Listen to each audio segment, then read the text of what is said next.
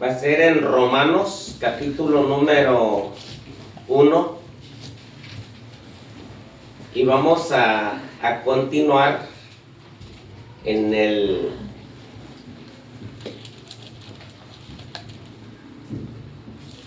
versículo 14. Romanos, capítulo número 1, versículo 14. Dice así la palabra de nuestro Señor. Dice Romanos 1:14. A griegos y a no griegos, a sabios y a no sabios. Y termina diciendo, soy deudor. Y así le puse al tema de la predicación de este mediodía, la deuda más grande del cristiano. ¿Cuál es la deuda que el cristiano tiene con el mundo? Es compartir de Cristo, compartir de la palabra de Dios. ¿Por qué digo eso? Porque es el tesoro más grande que tenemos. Vamos a mencionar cuáles son las riquezas más grandes que tenemos como cristianos. Los voy a mencionar, los vamos a mencionar. La primera es, el más grande de todos es a nuestro Señor Jesucristo. ¿Cuál es la riqueza más grande que tenemos? Nuestro Señor Jesucristo. Somos los más dichosos, los más bienaventurados, los más felices. O sea que teniendo a Cristo, lo tenemos todo. Lo segundo que tenemos es este libro. Y gracias al pueblo israelí, gracias a los hebreos, porque no hay otro canal de bendición, otra fuente de bendición, sino el pueblo de Israel. Esa es la promesa que Dios le dijo a Abraham: en ti serán benditas todas las familias de la tierra, todas las naciones. Tenemos este libro, la palabra de Dios. La tercera es la salvación. Es lo que dice San Juan 3:16, ¿no? Dice, para que todo aquel que en él cree no se pierda, mas tenga vida eterna. Entonces la tercera riqueza más grande es la salvación. Es una dicha, ¿no? La seguridad. O sea que podemos morir a gusto, pues. ¿No? Nada más que hay que dejar dinero para el velorio para que la familia no esté carrereando, ¿no? Que quede pagado ahí en la funeraria o el dinero, pues, ¿no? No sé cuánto se gastará ahora. O sea, está muy caro eso, ¿no? Pero tenemos esa esperanza, tenemos esa salvación. Voy a mencionar las últimas tres. Hablando de riquezas, las riquezas de la vida cristiana. La fe. Me estoy refiriendo ahora, o me refiero a la fe que produce obediencia, no la fe de dicho. Porque todo el mundo dice, ay, yo creo en Diosito. Pero cuando se trata de obedecer, pues no quieren obedecer. O muchas veces nosotros caemos también en esa fe tradicional, en esa fe histórica. Otra bendición que tenemos, otra riqueza es la iglesia. Aquí no nombrando... lo pongo así entre comillas, ¿verdad? No nombrando denominaciones, sino las personas que creemos en Él, que lo amamos a Él, que le servimos a Él, que le tememos a Él, que lo adoramos a Él, a ese grupo selecto, es la iglesia, sin mencionar religión o denominación. Y la última, la dicha de servir. Eso es privilegios de pocos, la dicha de servir, ¿no? En cualquier ministerio, ¿verdad? Pero dice el apóstol Pablo, regresando al texto, a Romanos 1:14, dice, a griegos, es decir, a los gentiles, no griegos, los judíos, a sabios, o sea, personas intelectuales, y no sabios, personas humildes, ¿qué somos? Deudores. Y más si no estamos dispuestos a compartir la palabra de nuestro Señor. Versículo 15.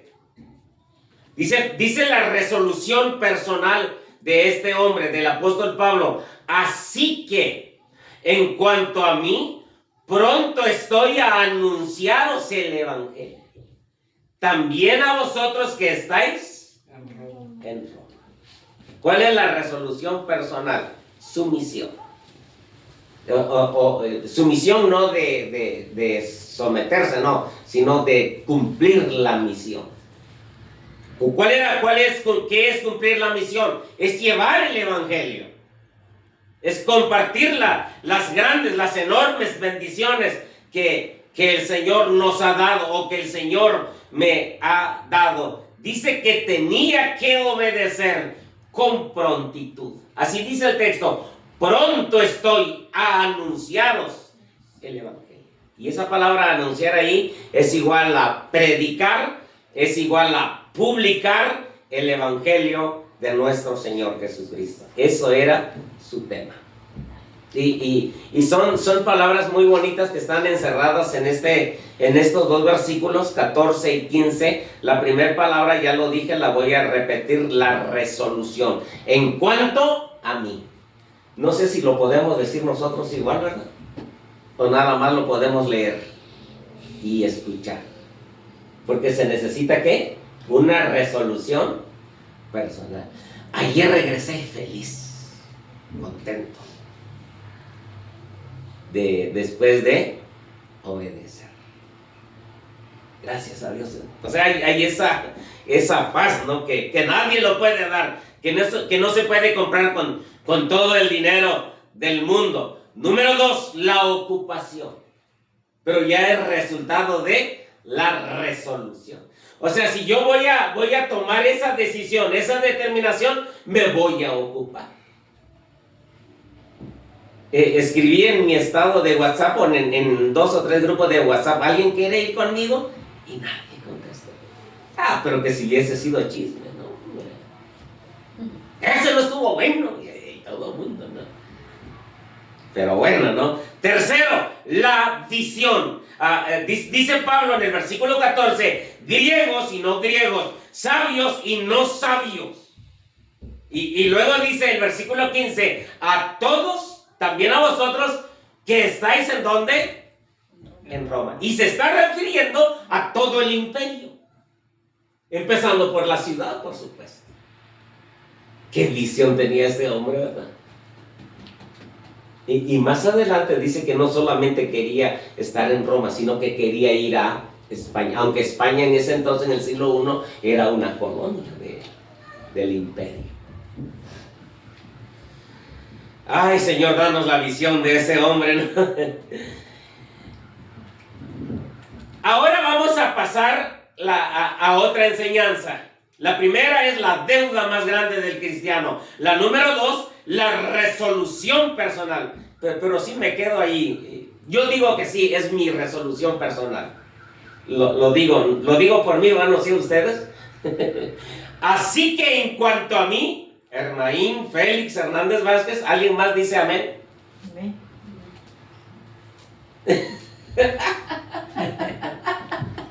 Está buena, ¿no? Gracias por el amén, ¿verdad?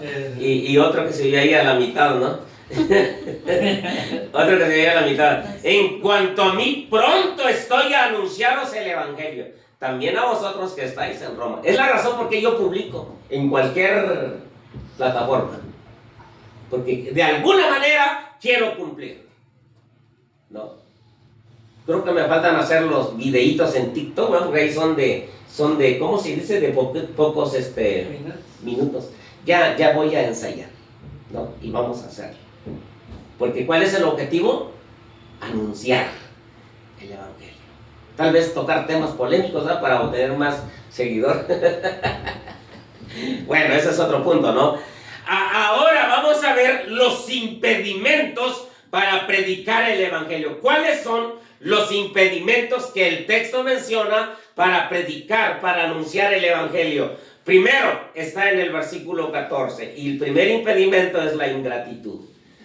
O sea, si yo soy rico, si tengo tantas bendiciones y no quiero compartir, soy una persona muy ingrata. Les decía el domingo pasado, no es como si nosotros tuviésemos bastante comida, el tema de la escuela dominical, ¿verdad? Pero no quiero compartir con los que no tienen. Nomás decimos, ay, pobrecito. Así no, ¿verdad? El asunto es compartir. Pero ahora no es aquí frijoles o tortillas. Aquí es la palabra de nuestro Señor. El Evangelio. Dice aquí la palabra de Dios. Versículo 15. Número 1, el primer impedimento es la ingratitud. Número 2, es la sinvergüenza. Dice el versículo 14. Así que en cuanto a mí, pronto estoy a anunciaros el Evangelio. ¿Qué quiere decir eso, no? El miedo, ¿no? O la apatía, ¿verdad? La indiferencia, si usamos un sinónimo de ahí de sinvergüenza, ¿no? Sinvergüenza, pero alguien que no tiene vergüenza, ¿verdad? Apatía, miedo, indiferencia, y agréguele otras cosas que se parecen, ¿no? Esa palabra que dice ahí, pronto estoy. Eso me da un enemigo también, un impedimento. ¿Cuál es? ¿Qué es lo opuesto a prontitud? Pues la pereza. ¿Verdad? No, pues no quiero, hermano, discúlpeme usted. Disculpado, ¿verdad? Y asunto arreglado. pero ahí está la pereza, porque dice el apóstol, pronto estoy. Decía un señor, me ganarán comiendo, pero evangelizando no me ganan. O sea, lo digo con ironía, ¿verdad? Bueno, hay que comer a gusto también. Una más. Hace un momento les mencioné de la visión. Otra cosa que nos impide ir a evangelizar es la falta de visión. ¿Cuál era la visión de Pablo? Griegos, no griegos, sabios e ignorantes, y luego todo el imperio. ¿Y nosotros? Es la falta de visión. No. Versículo 16. Dice el versículo 16, la primera parte, porque no me avergüenzo ¿de qué? Del Evangelio de Cristo, del Señor Jesucristo. ¿Cuál es el otro impedimento? La vergüenza. Ay, ¿qué dirá? ¿No? Y más si tenemos cola que nos pisen, ¿verdad? Siempre van a decir mucho. Pues siempre es así, ¿no? Yo siempre he usado el ejemplo del trabajo. Si trabaja, pobrecito. Y si no trabaja, usted imagínese qué es lo que van a decir. Así que, pues siempre van a hablar, ¿no? ¿Para qué me preocupo, verdad? ¿No? La vergüenza. Número 6, otro impedimento. Dice el versículo 16, porque no me avergüenzo del Evangelio, porque es poder de Dios para salvación. ¿Qué es el Evangelio? Poder de Dios para salvación. Así que, ¿cuál es el impedimento? La ignorancia. Es como si yo no fuera a convencer a la gente, y no, yo no sirvo para convencer a la gente, pero hay alguien que sí sirve, es el Espíritu Santo, es el poder de esta palabra. Aquí dice el Evangelio, porque es poder de Dios para salvación a todo aquel que cree. Y por último, la rebeldía. ¿Por qué no vamos a predicar la palabra del Señor? ¿Por qué? Por rebeldía. Que el Señor nos ayude, ¿verdad?, a seguir adelante. Y yo voy a empezar a terminar con esto. La grandeza del Evangelio. ¿Cuál es la grandeza del Evangelio? Primero, su autor. ¿Quién es el autor del Evangelio? Nuestro Señor Jesucristo. Su vida derramada por nosotros desde Belén hasta el Gólgota. Sus enseñanzas, las enseñanzas de su palabra, donde Él dice que nos perdona, nos sana, nos ayuda. Su vida entregada en la cruz y su triunfante y gloriosa resurrección. Por eso Pablo dice, no me avergüenzo del Evangelio de Cristo. El autor. Por eso hay que predicar el Evangelio. Y que Dios nos perdone, ¿verdad? Por ejemplo, ahora ya no hemos ido allí al centro. Ni siquiera regalar folletos no hemos ido. Qué vergüenza, ¿verdad? No, siquiera con las guitarritas fuéramos ahí algo, ¿verdad? Pero bueno, ahí está. Segundo, la potencia del evangelio. Dice el versículo 16, porque es poder de Dios. ¿Qué es el evangelio? Poder de Dios. Dice Hechos 1:8, pero recibiréis poder cuando haya venido sobre vosotros el Espíritu Santo. Es el Espíritu Santo que usó a los 120 en el día del Pentecostés para predicar a todos los que estaban allí en la fiesta nacional de los judíos, que era Pentecostés precisamente. Ese poder que usó al apóstol Pedro para predicar en el día de Pentecostés, y 3,000 personas vinieron a los pies de Cristo. ¿Quién fue ese poder? El Espíritu Santo. Pero también fue ese poder que el apóstol Pedro usó para aplicar la disciplina allí a un matrimonio joven que pecaron contra el Señor en Hechos 5. Ahí ya no es muy grato mencionarlo, ¿verdad? El miércoles vamos a estar predicando de eso. Pecados imperdonables. ¿Por qué dijo Dios estos muchachos hay que darles de una vez? Ananías y Zafira. El miércoles vamos a estar en ese tema allí, en Hechos capítulo 5. Pero el punto ahora, que es ese poder que transformó la vida de Saulo en el camino a Damasco, es el poder que usó a Pablo y a su equipo de colaboradores en los diferentes viajes misioneros y fundar e iniciar las diferentes iglesias. Esa es la potencia del evangelio. Por eso Pablo dice, no me avergüenza. Pues imagínense, dejó todo lo intelectual para entregarse a Cristo. Nosotros no queremos dejar nada. Imagínense Pablo lo que dejó.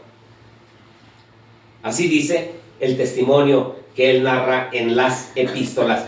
Y por último, la salvación. Dice el versículo 16, para salvación a todo aquel que cree, al judío primeramente y también al griego.